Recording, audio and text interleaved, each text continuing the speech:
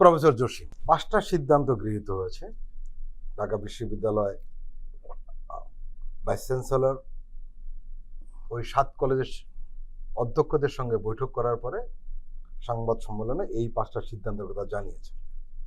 কিন্তু এখানে একটি বিষয় অমীমাংসিত রয়ে গেছে। সে বিষয়টি হলো যে আসলে কি হবে, তাহলে এই কলেজগুলোর অবস্থাটা কি দাঁড়াবে।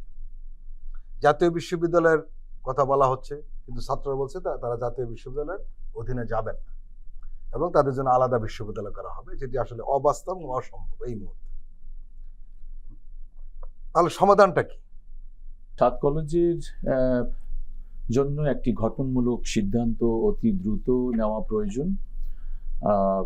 খুবই অনাকাঙ্ক্ষিত, অনভিপ্রেত দুঃখজনক ঘটনা আমরা দেখলাম ঢাকা বিশ্ববিদ্যালয়ের ছাত্র এবং ঢাকা কলেজ সহ 7 কলেজের ছাত্রদের মধ্যে যে দ্বন্দ্ব, যে সংঘর্ষ। বিশেষ করে আমরা যখন এই ধরনের কোনো সংঘর্ষ এই অন্তর্বর্তীকালীন সময়ে সরকারের সময় আমরা দেখি, আমরা খুবই চিন্তিত হয়ে পড়ি। যে কারণ বিভিন্ন রকম ষড়যন্ত্র হচ্ছে বিভিন্নভাবে। যেই ছাত্ররা আপনার জুলাই রেভলিউশনে একটা ফ্যাসিস্ট সরকারকে হটিয়েছে, তাদের ভিতর তাদের মধ্যে একটা বিভক্ত অবশ্যই জাতি দেখতে চায় না।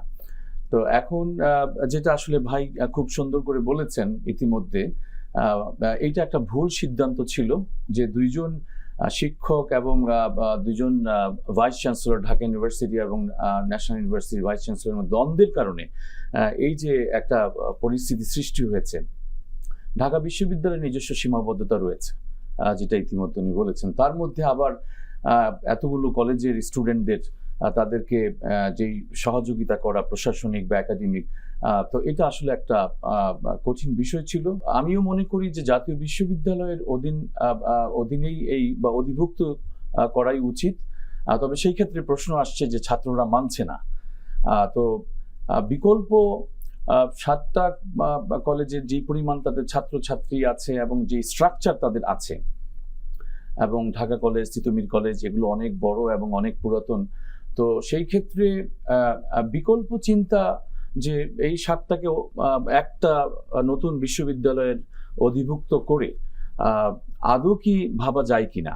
এবং সেই ক্ষেত্রে শুধু বিশ্ববিদ্যালয়ে করলেই তো হবে না, বিশ্ববিদ্যালয়ের জন্য যে একটা স্ট্যান্ডার্ড মেনটেন করতে হবে। যেমন আমি দেখছিলাম ইউটিউবে ছাত্রদের একজন প্রতিনিধি বলছিল 7 কলেজকে আন্তর্জাতিক মানের বিশ্ববিদ্যালয় ঘোষণা করতে হবে। তা এখন আন্তর্জাতিক বিশ্ববিদ্যালয়ের জন্য যে এটার যে স্ট্যান্ডার্ড প্রয়োজন এবং যে শিক্ষক নিয়োগ দিতে হবে, যে প্রক্রিয়া করতে হবে, সেইটা আসলে কতটুকু এখন সম্ভব আমাদের যে লিমিটেড যে রিসোর্স রয়েছে। তো এই ক্ষেত্রে আমি কংক্রিট ভাবে যে সমাধানটা আমি মনে করি যে প্রতিনিধি যারা আছেন আমাদের সরকার এবং শিক্ষক ছাত্রদেরকে নিয়ে একটা কমিটি করে একটা গঠনমূলক সিদ্ধান্তে আসা, যেটা অবাস্তব কিছু না। সেই ক্ষেত্রে আমি ব্যক্তিগতভাবে আমিও সাইদ ভাইয়ের সাথে একমত যে এটা জাতীয় বিশ্ববিদ্যালয়ের অধিভুক্ত হয়। প্রফেসর জসিম, আপনি নিশ্চয়ই লক্ষ্য করেছেন যে এই ঢাকা বিশ্ববিদ্যালয়ের অধীনে 7টি কলেজ নেওয়ার পরে প্রকৃতপক্ষে এই কলেজগুলোর শিক্ষার্থীদের জীবন কিন্তু একদম শেষ হয়ে গেছে। কেন? সেটি হলো যে আমরা লক্ষ্য করেছি 7 বছর 6 বছরেও তাদের অনার্স শেষ হয় না।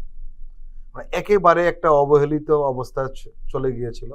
এবং এখানে যারা শিক্ষার্থী ছিলেন তাদের সমবয়সের অনেক আগে ভাগে পাশ করে বেরিয়ে গিয়েছেন, কেউ চাকরি নিয়ে নিয়েছেন, কিন্তু এদের অবস্থা এখনো ছাত্র হিসেবে রয়ে গিয়েছে এবং এদের কোনো ফিউচারও নাই, এমন একটা অবস্থা দাঁড়িয়েছে। পড়াশোনা তো অনেক পরের প্রশ্ন, ক্লাস টেস্ট তো কিছুই হয়ই না, কিন্তু পরীক্ষাটা ঠিক মতো হবে, রেজাল্টটা ঠিক মতো টাইম মতো হবে, এটাও নয়। ফাইনালি কিন্তু এই 2 ভাইস চ্যান্সেলরের দ্বন্দ্বের শিকার হয়েছে লাখ লাখ ছাত্র, হাজার না, কারণ এটা কয়েক বছর হয়ে গেছে। এখন এই ছাত্রদের মানানোর বিষয়টা এসছে, কারণ আমরা লক্ষ্য করেছি এই সরকার আমলে দাবির একটা মিছিল চলে আসছে, বাস্তবতা অবাস্তবতা নেই। এইখানে রাজনৈতিক দলগুলো বা অংশীজনরা এখানে একটা ভূমিকা রাখতে পারত, তাদের আমরা কোনো খোঁজ খবর পাচ্ছি না। শুধু বৈষম্যবিরোধী ছাত্র আন্দোলন সেই সংঘর্ষটা থামাতে গিয়েছিল, কিন্তু এই বিষয়ে কেউ মুখ খুলছে না, কারো কোনো দায়িত্ব নেই। বিশেষ করে অন্তর্বর্তীকালীন সরকারের এই সময় রাজনৈতিক দলগুলোর ভূমিকা অত্যন্ত গুরুত্বপূর্ণ। যে কোনো একটা ডিসিশন মেকিং প্রসেসে সেটা এই অন্তর্বর্তীকালীন সরকারকে সহযোগিতা করবে। তো আমরা বৈষম্য বিরোধী ছাত্র আন্দোলনের নেতা হাসনাতকে মানে খুবই অ্যাক্টিভ ভাবে মানে সংঘর্ষ থেকে ফেরানোর জন্য সে অনেক চেষ্টা করেছে। রাজনৈতিক দলগুলো যতটুকু এই বিষয়ে কোনো সিগনিফিক্যান্ট কোনো ভূমিকা আমাদের চোখে পড়ে নাই, যে এই ক্ষেত্রে তারাও একটা আলোচনার অংশী হতে পারে, মতামত দিতে পারে। লক্ষ লক্ষ ছাত্রদের ভবিষ্যৎ, যেটা আপনি বললেন, নির্ভর করছে, এবং এই ছাত্রদেরই আন্দোলনের ফসল কিন্তু এই রাজনৈতিক দলগুলো ক্ষমতায় আসার পথকে সুগম করেছে, বা অন্তর্বর্তীকালীন সরকার যে আশা আকাঙ্ক্ষা জাতির সামনে নিয়ে আসছে। তো আমি মনে করি যে রাজনৈতিক দল, বিশেষ করে বৃহত্তর রাজনৈতিক দল বিএনপি, জামাত সহ যে বাম ঘরানার যে রাজনৈতিক দলগুলো আছে, এবি পার্টি, সকলকেই এই ব্যাপারে তাদের স্ব স্ব ক্ষেত্রে ভূমিকা রাখা উচিত।